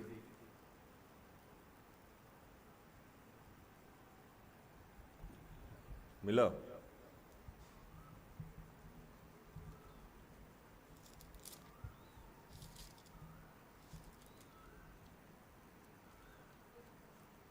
एक का 7 पढ़ो। उसने उनसे कहा, उन समयों या कालों को जानना जिनको पिता ने अपने ही अधिकार में रखा है तुम्हारा काम नहीं। उन समय और काल को जानना जो पिता ने अपने अधिकार में रखा है तुम्हारा काम नहीं। यीशु को भी नहीं पता। परफेक्ट टाइमिंग ईश्वर के अलावा कोई नहीं जानता। किस समय आपकी नौकरी होगी ये सिर्फ ईश्वर जानता है। किस समय आपका विवाह होगा ये सिर्फ ईश्वर जानता है। किस समय आपका जन्म होगा, परफेक्ट टाइमिंग। कोई दास ये कह सकता है कि इस साल हो जाएगा, 6 महीने में हो जाएगा, 1 साल में हो सकता है, लेकिन ये कई बार मिसमैच भी हो जाता है। लेकिन एक्यूरेट टाइमिंग सिर्फ ईश्वर को पता है, ना पवित्र आत्मा को पता है, ना यीशु को पता है। तो हम लोगों से पवित्र आत्मा बात करता है ना, तो जब उसको पता ही नहीं तो बताएगा कैसे? देखिए, समझिए इस बात। अभी जब से पवित्र आत्मा और यीशु यहां आए तो ईश्वर सबसे बात नहीं करते, है ना। पहले के जमाना में पवित्र आत्मा को नहीं ड्यूटी दी गई थी, यीशु नहीं आए थे, तो ईश्वर डायरेक्ट मूसा उसा से कभी बात कर लिए, लेकिन बाद में वो कट गए। अब ईश्वर है तो इन लोगों की ड्यूटी लगा दी गई। अब जब यीशु खुद अपने मुंह से कह रहे हैं कि भैया इस बात को पिता ही जानते हैं, तो मेरे से या सिस्टर से या आपसे किसी से भी आजकल बात कौन करता है? पवित्र आत्मा करता है। तो पवित्र आत्मा को तो पता ही नहीं है ना, तो बताएगा कैसे वो? यीशु को तो पता ही नहीं है तो बताएगा कैसे? अब कोई दास या कोई भविष्यवक्ता दे रहा है तो फेंक रहा है, और इतनी सी बात जो आपको बाइबल में लिखी हुई समझ में नहीं आती। अब जैसे सामने ही बबीता बैठी हुई है, काफी देर से हंसी जा रही है। इसके मम्मी को प्रभु बोल रहा था नौकरी हो जाएगी। हर 5 दिन 10 दिन बाद फोन आता था, कब होगा नौकरी, कब होगा नौकरी। हम लोग बोलते थे नौकरी हो जाएगा। वो ये जानना चाहती थी कब होगा नौकरी। अरे जब पता ही नहीं है तो कैसे बताएंगे? मतलब पूछ पूछ के वो पूछती रही, और हर बार हम लोग यही बोलते रहे, नौकरी उनकी हुई। अब जब नौकरी हो गई तब पूछती सैलरी कब आएगा, ये पेपर फंसा, वो पेपर। हम लोग बोलते हैं आ जाएगा। इतना ही सूचना मेरे पास है, चाहे आप 100 बार पूछेगा तब भी हम यही बताएंगे, क्योंकि पवित्र आत्मा के पास भी यही सूचना है जो हमको पास कर रहे हो, यीशु के पास भी यही सूचना है। तो हर आदमी के जीवन में जो प्रकाशन है, जो उद्घोषणा है, उसके बीच का एक ड्यूरेशन है। वो ड्यूरेशन 1 दिन का हो सकता है, वो ड्यूरेशन 10 दिन का हो सकता है, और वो ड्यूरेशन 10 साल का भी हो सकता है। और लेकिन कभी कभी बहुत मजेदार घटना घटती है। एक बहन आई मेरे पास, बोलने लगी कि आप बोले नौकरी हो जाएगा, नौकरी तो हो ही नहीं रहा। मैंने इंटरव्यू दे रखा है। कहाँ दे रखा? पटना। भैया पैसा नहीं, खर्चा नहीं चल रहा, ये नहीं चल रहा। मैंने बहन कीर्ति को बोला जाके इसके लिए प्रार्थना करो। जैसे बेदी में प्रार्थना हुआ, उधर से चिल्लाती हुई आई, क्या हुआ? नौकरी हो गया। हम कहे गजब, इतना। मैंने कहा कीर्ति को, तुम्हारा आजकल कनेक्शन बहुत हाई लेवल का जा रहा है, तुम्हारे छूते ही लोग को नौकरी मिल जाता है, तुम ही प्रार्थना करो। क्या हुआ? उसी बेदी में बैठे ही उसको कंफर्मेशन लेटर आ गया, ज्वाइनिंग लेटर आई। वो मैं कुर्सी पे बैठा हुआ था, खड़ा हो जाइए। मैंने क्या हुआ? पकड़ना है आपको, टाइट हक करना आजकल नया फैशन चला हुआ है। पकड़ी हमसे, एक बात बोल के गई कि आज के बाद आप जो बोलिएगा वही करेंगे। हम क्या पता है तुम नहीं करोगे। अरे हम जानते हैं ना, अब तो मतलब इतने साल हो गया। जब तक है नया तो हम जो बोलेंगे वो करेगा। जब पुराना हो गया तो फिर उसके बाद तो उसका अपना पर्सनल प्रॉब्लम हो जाता है ना, मेरा सैलरी, मेरा ड्यूटी, मेरा पति, मेरा पत्नी, मेरा बच्चा। अब भैया बाहरी हो। यहां जब हम लोगों के शादी कराते हैं, बहुत तो शादी कराए, तो शादी कराने से पहले हम मम्मी पापा जैसे रहते हैं, बड़े भाई है, दादा है। आजकल एक नया ट्रेंड चला है, जब शादी करा लेते हैं तो हमको मिडिल मैन कहने लगता है, अच्छा बीच वाले हैं। मैंने कहा अच्छा, ये भी अच्छा है। शादी से पहले हम कौन थे? पेरेंट्स जैसे, लाइक पेरेंट्स, भूषण भाई। और शादी करने के बाद एक अभी शादी में गए थे तो वो लोग बोला अगुआ को ये सामान। मैंने अगुआ? तो यहाँ झारखंड में एक परंपरा है कि जो बीच का काम करता है उसको पैर देते हैं खस्सी का। एक पैर पूरा काट के गाड़ी में रखवा दिया मेरा। मैंने कहा आज तक हम माँ बाप थे, अभी हम अगुआ हो गए, मतलब मिडिल मैन हो गया। हम खस्सी बनवा के खाएं कि खाओ, कुछ तो मिला। तो मैं जानता हूं कि जब तक लोगों को आशीष नहीं मिलता है या मिलता है नया तो मैं उसके लिए सब कुछ होता हूं। जब वो पुराना हो जाता है तो अच्छा भैया ही है ना। वो लड़की बोली, यही बोली। मैंने कहा जा बेटा तू काम कर फिर आना। चली गई। ये जो गैप है, पौलुस वहां फिलिपियों में यही लिख रहा है कि इस गैप में ही पता लगता है कि आप धर्मी हैं कि अधर्मी हैं। इंतजार तो सबको करना, क्योंकि आपके बस में कुछ है नहीं। इंतजार इस्राएली भी कर रहा था। अब दो तरीका है इंतजार करने का आपके पास। यदि मसीह में कुछ शांति और प्रेम और ढारस और आत्मा की सहभागिता और कुछ करुणा और दया है, अगर आपको लगता है कि ये सारा कुछ यीशु के द्वारा हमें मिला है, तो आपका आचरण इंतजार के समय ही पता लगता है कि आप कौन है। कौन है? इंतजार के समय में हबक्कूक 2:3, क्योंकि इस दर्शन की बातें नियत समय पे पूरी होने वाली है, वरन इसके पूरे होने में समय वेग से आता है। इसमें धोखा ना होगा, चाहे इसमें विलंब भी हो तो भी इसकी बाट जोहते रहना। विलंब भी चाहे इसमें, एक तो ये बहुत तेजी से आ रहा है, बहुत तेजी से आपका काम होने वाला है, लेकिन कई अवस्था में अगर विलंब भी हो जाए तब भी आपको बाट जोहते रहना। बाट जोहना, इंतजार करना, टकटकी लगा के देखते रहना। अब इंतजार करने का दो तरीका। एक इस्राएली वाला तरीका है कि दिन भर भुनभुनाते रहिए, है ना। एक तो कई बार मुझे लगता है कि प्रतिज्ञा बता के गलत कर दिया हमने। रोज आके पूछेगा, आप बोले थे शादी होने वाला है, हो नहीं रहा है। अरे हम कौन है भाई? मेरा अपना बहुत सारा काम बोला हुआ था प्रभु, अभी तक नहीं हुआ। हम किसको जाके बोले आप बोले थे, आप बोले थे? हमको बोला बिजनेस होने वाला, अभी तक नहीं हुआ। तो क्या करें? सुबह से शाम तक जाके सिस्टर एस्थर का बाल वाल खींच के बोली थी बिजनेस 12 साल हो गया। पहले यहां ऐसा होता भी था, बाल नहीं खींचता था लोग। कुछ भाई लोग पहुंच जाता था सुबह सुबह, अपॉइंटमेंट तो था नहीं, सिस्टर एस्थर के पास बैठा हुआ। आप बोली थी नौकरी, कहां है नौकरी? सिस्टर एस्थर वचन निकालती थी, भाई हो जाएगा। मेरा उम्र 37 साल हो गया, मेरा उम्र 38 साल होगा, कब नौकरी होगा, कब शादी होगा? आपको पता है शादी में 1 साल लगता है, उसके बाद बच्चा भी कब होगा? आपको कुछ समझ है? फिर 15 दिन बाद यही आकर पूछता था। पूरा दिन, मुझे लगता है कि 10 बजे से आके 4 बजे तक सिस्टर एस्थर से हटता ही नहीं था। 2-2 घंटा बैठा हुआ है, कभी रो रहा है, कभी चीख रहा है, कभी चिल्ला रहा है। ये उसको समझाए जा रही है, समझाए जा रही है। ऐसे बहुत सारे भले मानुस थे यहाँ। अब तो मैंने टाइमिंग कर दिया है कि भैया आप 10 मिनट 15 मिनट से ज़्यादा मिल नहीं सकते। नहीं तो पहले ऐसे ही वो मिलती थी लोगों से। क्या भूषण भाई, सही है ना? एकदम चढ़ा रहता था उसमें राशन पानी लेकर, जैसे कि वही नौकरी अपॉइंटमेंट लेटर पे साइन करने वाली हैं, या वही शादी करा के वही बच्चा देने वाली हैं। आप बोली थी करके जाइए। तो जितनों को मैंने देखा क्वेश्चन मार्क लगा लगा के सिस्टर एस्थर पे चढ़ते हुए, उन सब लोगों का प्रोग्राम क्या हुआ? डिले होते चला गया, डिले होते चला गया। इस्राएली प्रतिज्ञा देश पहुंचा ही नहीं। क्यों?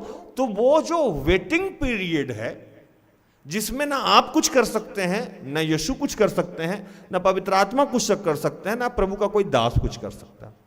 ये समय ईश्वर ने तय करके रखा है। और ये जो वेटिंग पीरियड है आपके लाइफ का और मेरे लाइफ का, इसमें एक ही तरीका है, आपको अपने आचरण को, अपने व्यवहार को, अपने बोली को, अपने भाषा को यीशुमय बना के रखना।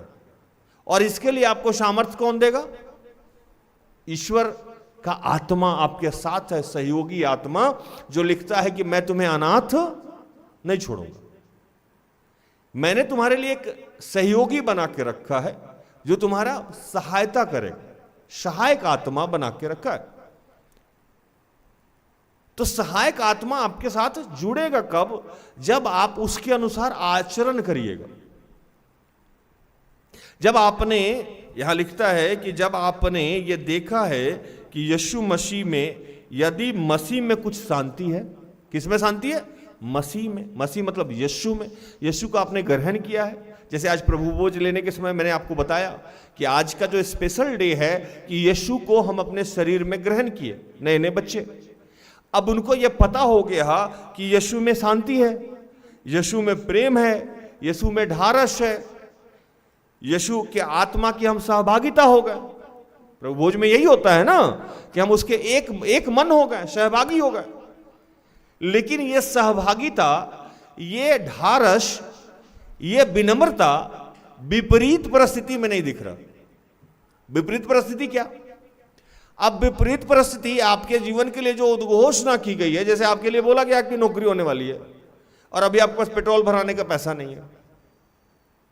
अरे यार, कैसा जिंदगी है आदमी का, पेट्रोल भी नहीं भरा सकता, टेम्पू भरा भी नहीं दे सकता, एक चाउमीन खाने का मन हो रहा है, चाउमीन भी नहीं खा सकता, और जाके पिताजी को सुना दिए। आजकल बच्चा सब एक नया डायलॉग, तुम्हारा औकात नहीं था तो पैदा क्यों किया। और गलती से हम पिता नहीं थे, है ना? नहीं तो हम तो पिताजी लोग को बताते हैं कि ऐसे बच्चे जो इससे बदतमीजी से ऐसे बात करते हैं, उसके लिए आपके घर में छुलनी होगा, कलछुल होगा, है ना, या कोई भी सरिया हो उसको गैस पे गर्म कीजिए, है ना, और कमर से नीचे और घुटना से ऊपर सटा के छोड़ दीजिए उसको। तब तक रखिए जब तक उसका चमड़ा निकल नहीं जाता। जो बच्चे ऐसे अपने माँ बाप के साथ बदतमीजी करते हैं, एकदम सटा के छोड़ दीजिए।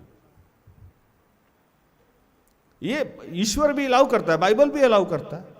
आप सह रहे हैं, ये गलत है, आपको सहना नहीं चाहिए। आप सह के ना उसको सहमति दे रहे हैं कि तुम जो गलत कर रहे हो वो ठीक कर रहे हो।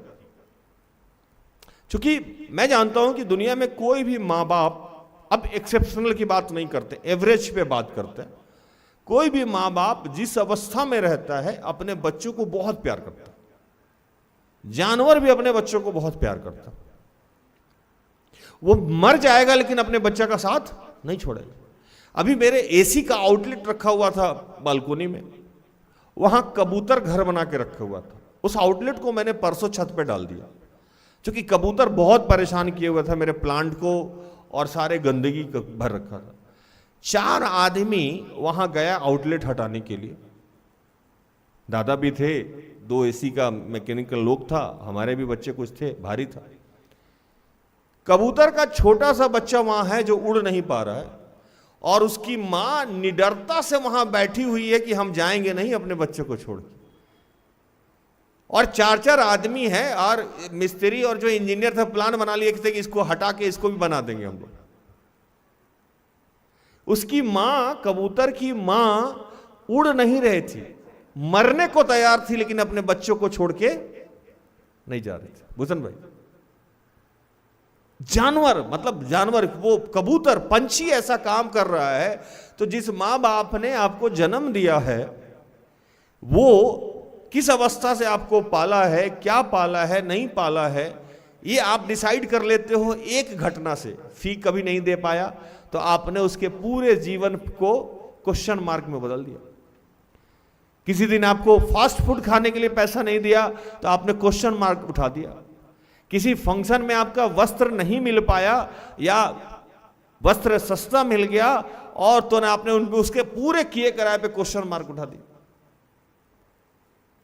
उठा देते हैं ना बच्चे आजकल, या पत्नी पति पे उठा देती है, तुमने मेरे लिए क्या किया।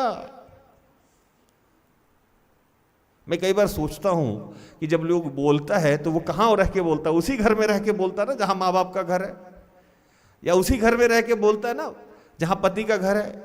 या कई बार पत्नी से हम पूछते हैं कि तुमने मेरे लिए क्या किया, तो उसी घर में रहते हैं ना जहां पत्नी सुबह शाम खाना बना के दे रही है आपको। सोच के देखे कि अगर बच्चा, जैसे कई बार मैं कल अप्पू को पनिशमेंट दिया तो मैंने कहा ये मुझे इतना ही बड़ा मिला था, यही साइज था, है ना, और वो नर्स भी ऐसी थी कि मुझे डरा दी। मैंने पूछा क्या हुआ, क्या जन्म लिया, लड़का या लड़की, तो कुछ बोल ही नहीं रही, इसको लेके भाग रही थी इधर से उधर। बाद में दौड़ते दौड़ते बोली हरजोतवा आया। मैं समझ नहीं पाया क्या बोली वो, मतलब एकदम से ध्यान में नहीं है ना हरजोतवा मतलब क्या बोलते हैं। मैंने कहा, अच्छा ऐसा ऐसा लैंग्वेज भी लोग बोलता है ना मेरे पास कि कुछ दिन तक, मतलब अभी वो बेचारा कितना साल का हो गया मुझे याद है, मैं 5 मिनट तक रिकॉल किया कि बोली क्या, हरजोतवा मतलब क्या, अभी कौन सा नया लिंग आ गया, अरे मेल होता है फीमेल होता है, ये हरजोतवा मतलब क्या। तब तो बाद में याद है, अच्छा हरजोतवा मतलब कि हल जोतने वाला, इसका मतलब कि जेंट्स है। अब बताइए, इतना ही बड़ा मिला था और आके बदतमीजी करे तो मन तो करता ना दे दें। अभी जाके पूछे सुनील भाई से, तुमने मेरे लिए क्या किया, बोलने के लिए मुंह इतना बड़ा कैसे हुआ, यही तो सोच लो, इतना ही बड़ा मिले थे तुम। अब हम नमक रोटी खिलाएं या भूजा खिलाएं या चिकन खिलाएं या मटन खिलाए तो हम ही, अब तुम सवाल करने के लायक भी ये हुए हैं तो इसमें तो मेरा ही असर है, मेरा ही खून है, दूध पिलाएं खून पिलाएं, तुमको बड़ा कर दिया, अब आके तुम सवाल पूछ मेरे लिए क्या किए। ये पूछने के लायक भी तब कब हुए, जब बड़े हुए तब ना, नहीं तो जाके देखिए आज बच्चे गर्भ में मारे जा रहे हैं और अनवांटेड चाइल्ड को लोग इतना ही बड़ा में कपड़ा में लपेट के ना कहीं भी छोड़ देता है, डस्टबिन में, कुत्ता खा जाता है बच्चों को। कहने के लायक नहीं रहिएगा। धन्य है कि वो माँ बाप जो आपको यहां पहुंचा दिए, खुद खाए नहीं, खुद सोए नहीं, है ना, और आप जाके उन्हीं से सवाल करते हैं। अगर आप पति से सवाल करते हैं, आपकी शादी की 20 साल हो गई, 15 साल हो गई, तो आप इस घर में कर खा के जी कैसे रहे 20 साल से।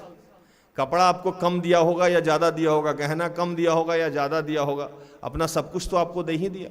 अब रोज पूछते हैं do you love me, do you love me, अरे गजब हाल है। लव है नहीं तो आप यहाँ बकरी चराने के लिए आते हो, स्टाफ हो आप मेरे, कौन हो आप, हो कैसे इस घर में, सरनेम लेके बैठे हुए हो। यही सवाल अगर पति पूछता है तुमने मेरे लिए क्या किया, 15 साल 10 साल से तुमको खाना कौन दे रहा है, तुम्हारा चड्डी तक धो के वो दे रही है, सब काम तो पत्नी कर ही रही है, तुम सवाल पूछते कैसे हो, उसी से तुम हो। मतलब एक दूसरे के हम लोग पूरक है ना, हर रिश्ता एक दूसरे का क्या होता है, पूरक होता है, जरूरत होता है वो। लेकिन जब हम क्वेश्चन मार्क करते हैं तो ये गलत तरीका। तो वेट करने का जो तरीका है उसमें, जैसे मैंने आपको बताया कि किसी बच्चे को नौकरी का आशीष मिलने वाला है और वो अभाव में चला जा रहा है और वो जाके उस समय अपने मां बाप से बदतमीजी कर रहा है, तो उसकी नौकरी क्या होगी, डीले होने लगेगी। क्योंकि उसके आचरण से सहभागिता यीशु का दिखा, भूषण भाई दिखा, करुणा दिखा, दया दिखा, विनम्रता दिखा, कुछ दिखा नहीं। तो हबक्कूक में कहा जा रहा है कि जो दर्शन की बातें वो तो पूरी होनी ही होने वाली है, और फिलिपियों में कहा जा रहा है कि आप जिस भी अवस्था में हैं काम तो आपका पूरा हो जाएगा, लेकिन आपका जो कैरेक्टर, जो आपका आचरण, जो आपका व्यवहार है, ये कैसा होना चाहिए। ये अगर आप खराब भी कर लिए तो आपका जो प्रतिफल आपको मिलेगा, फिर प्रतिफल किसको मिल रहा है, ऐसे व्यक्ति को मिल रहा है जो उदंड है, जिसकी मसीह की सहभागिता जिसके जीवन से दिख नहीं रही है। अब समस्या क्या है कि आपके जीवन को जब प्रभु आशीष देगा तो वो आप किसी के लिए गवाही नहीं बन रहे हैं, किसी के लिए गलत उदाहरण बन रहे हैं। क्योंकि वो सोचेगा अच्छा इतना टेढ़ा बोलने वाले आदमी को नौकरी मिल जाता है, ऐसे बदतमीजी करने वाले आदमी का शादी हो जाता है। तो आपको जब आशीष प्रभु दे देगा तो बाकी सारे बच्चे क्या होंगे, वो बदतमीजी करना छोड़ेंगे, वो उदंड होना छोड़ेंगे, वो तो सोचेगा अच्छा यही स्टाइल सही है। तो प्रभु ऐसे तमाम लोगों का जो बीच का समय होता है, दर्शन की बातें पूरी होने की जो समय है, उसमें उसका आचरण अगर बिगड़ता है तो उसका प्रकाशन डिले होना शुरू हो जाता है। और डिले इसलिए होता है कि अगर उसी समय उसका प्रकाशन पूरा हो जाए तो वो गवाही के बदले में गलत उदाहरण बन जाएगा। हालेलुया। भूषण भाई समझ रहे हो, प्रचार समझ में आ रहा है। गवाही के बदले में क्या हो जाएगा, वो गलत उदाहरण बन जाएगा। और प्रभु को क्या बनाना है, गवाही। क्योंकि आपको देख के कोई और डरे और प्रभु के मार्ग में, अच्छा मुझे मधुर भाषी होना पड़ेगा, मुझे विनम्र होना पड़ेगा, मुझे झुक के चलना पड़ेगा तो प्रभु मेरा विवाह कराता है, मुझे झुक के चलना पड़ेगा तो प्रभु मेरी नौकरी दे देता है, मैं माता पिता का आदर करूंगा तो मुझे मेरा धन आता है। तो दूसरा देखा डरा, तो वो भी क्या किया कि डरना शुरू किया, वो भी माता पिता का आदर करना शुरू किया। अच्छा, ऐसा करने से, मम्मी पापा का आदर करने से, मम्मी पापा का सम्मान करने से प्रभु आशीष देता है। ये ऐसी प्रतिज्ञा है जिसमें पूरी होगी ही होगी। इफिसियों को जब पढ़िएगा, जितने अपने बड़ों का आदर करते हैं, पढ़ लीजिए वचन इफिसियों।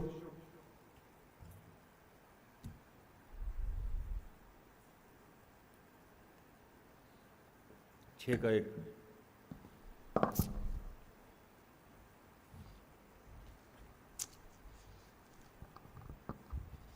हे बालकों, प्रभु में अपने माता पिता के आज्ञाकारी बनो, क्योंकि यह उचित है।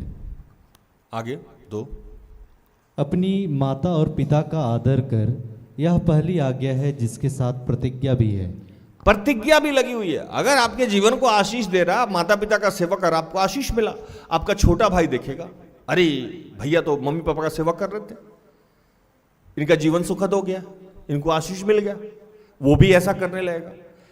लेकिन अगर उल्टा हम अपने माँ बाप से बदतमीजी पे बदतमीजी किया जा रहा है, प्रभु आशीष पे आशीष दिया जा रहा है, तो दूसरा भी कहेगा अरे छोड़ो ना यार, इतनी बदतमीज लड़की है फिर भी इसका विवाह हो गया, इतनी बदतमीजी से बात करते हैं फिर भी 2-2 बच्चा हो गया, इतनी बदतमीज है सब कुछ अच्छा हो गया।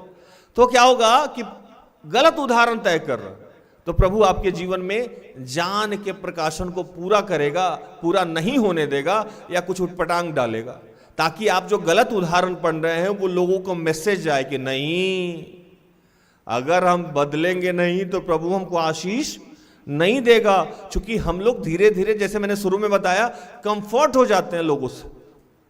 हम लोग भी प्रभु से कंफर्ट हो गए, गलत करना छोड़ ही नहीं रहे। तो इसलिए प्रभु आज वचन में कह रहा है कि आपके जीवन की जो उद्घोषणाएं हैं, जो प्रतिज्ञाएं हैं, उसके बीच का जो इंतजार करने का जो समय है, वो बड़ा बहुमूल्य समय है, और उसमें आपका आचरण व्यवहार ईश्वरीय होना चाहिए, यीशुमय होना चाहिए। अगर है तो आपके प्रकाशन हो सकता है एक दिन पहले ही पूरा हो जाए, अगर नहीं है तो वो डिले होगा, और अगर नहीं है तो ये ठीक करने के लिए आज प्रभु कह रहा है कि आप उस बीच का जो समय है उसमें कुछ भी ऐसा ना करें जिससे यीशु की सहभागिता नहीं झलकती। प्रभु इन सारे वचनों से आप सबको और मुझे भी आशीषित करें, आमीन।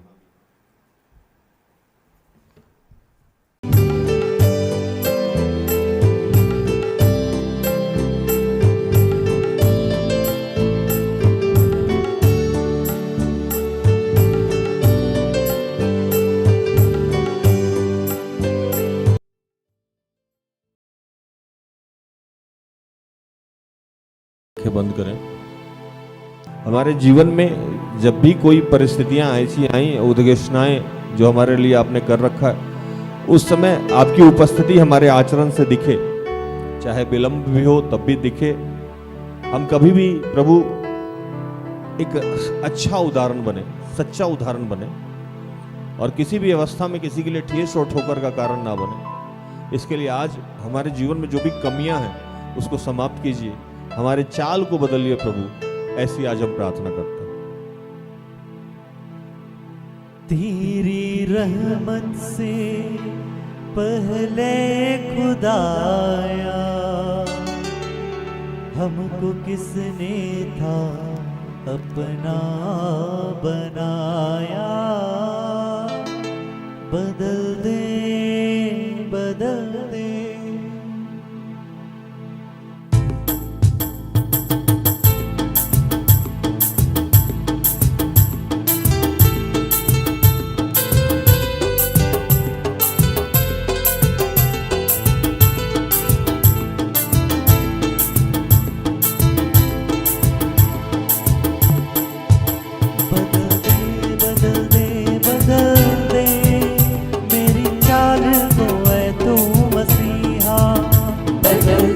बदल दे बदल दे मेरी चाल को है तो मसीहा।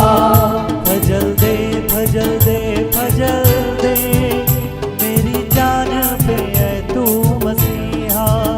भजल दे भजल दे भजल दे मेरी जान पे है तो मसीहा। तुझको जाहिर करूं, तुझसे लिप लिपटा रहूं, तुझको जाहिर करूं, तुझसे लिपटा रहूं। बस मुझ पे तू अपनी नजर कर दे। बदल दे, बदल दे, बदल दे मेरी चाल को है तो मसीहा। बदल दे, बदल दे, बदल दे मेरी चाल पे है तो मसीहा।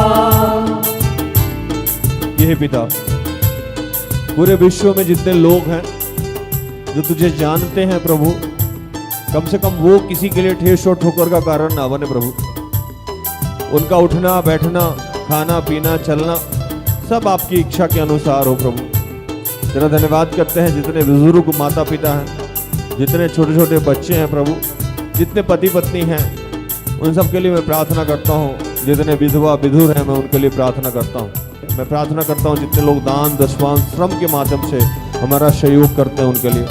मैं प्रार्थना करता हूँ उन तमाम लोगों के लिए जो YouTube पे संगति करते हैं प्रभु, उनके विश्वास को तू निरंतर बढ़ा रहा है। पिता, हम तेरा धन्यवाद करते हैं। जितने बीमार लोग हैं मैं उनके लिए प्रार्थना करता हूँ। जितने गर्भ को धारण किए हुए हैं उनके जच्चे और बच्चे के लिए प्रार्थना करता हूँ। इन दिनों जहाँ जहाँ व्यावहारिक कार्यक्रम हो रहा है उन तमाम कार्यक्रम में तेरी उपस्थिति चाहते हैं। जो लोग उसमें भाग लेने वाले हैं उनके आने जाने में उनकी मदद कर। मौसम के लिए तेरा धन्यवाद करते हैं। इस मौसम से होने वाली तमाम बीमारियों से तूने हम सबको मुक्त किया है पिता, हम तेरा धन्यवाद करते हैं। और आज तू हमारे एक्टिविटी को, हमारे आचरण को बदल रहा है, एक नए सिरे से खड़ा कर रहा है प्रभु, तेरा धन्यवाद करते हैं।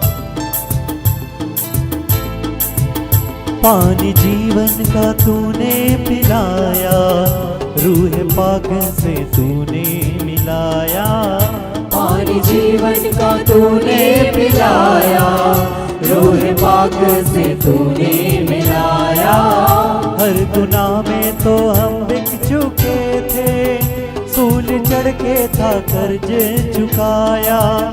हर गुनाह में तो हम बिक चुके थे, सूल चढ़ के था कर्ज चुकाया। तुझसे सजदा करूं, अपने दिल में रखूं, तुझको सजदा करूं, अपने दिल में रखूं। तू दुआओं में मेरी असर कर दे। बदल दे, बदल दे, बदल दे मेरी चाल को है तो मसीहा। बदल दे, बदल दे, बदल दे मेरी चाल पे है तो मसीहा। ये पिता, धन्यवाद करते हैं। पूरे विश्व में शांति की कामना करते हैं प्रभु, और जितने विश्वासी हैं प्रभु उन सबको जीवन में, उन सबके जीवन में, उनके शरीर में, उनके परिवार में तेरी सहभागिता दूसरों को नजर आए, ऐसी प्रार्थना करते हैं। और सब कुछ आपके हाथों में समर्पित करते हैं। इन तमाम प्रार्थना को प्रभु यीशु के जीवित और पवित्र नाम से मांगते हैं। दया से सुन और स्वर्ग के राज में ग्रहण कर, आमीन। तो धन्यवाद प्रभु, आप सबको आशीष दे। आशा करते हैं कि आज के प्रार्थना से, आराधना से, वचनों की उद्घोषणा और अंतिम प्रार्थना से प्रभु ने आप सबको स्पर्श किया होगा। प्रार्थना तो परिवार निरंतर आपका आभारी है कि आप हमारे साथ हैं, हमारा सहयोग करते हैं। मुझे इजाजत दें, प्रभु आपको आशीष दे। जय यीशु, यीशु सहाय, प्रेज़ द लॉर्ड। सारे दिल से, सारे मन से तेरी आराधना मैं करूं, तेरी आराधना मैं करूं। सारे दिल से, सारे मन से तेरी आराधना मैं करूं।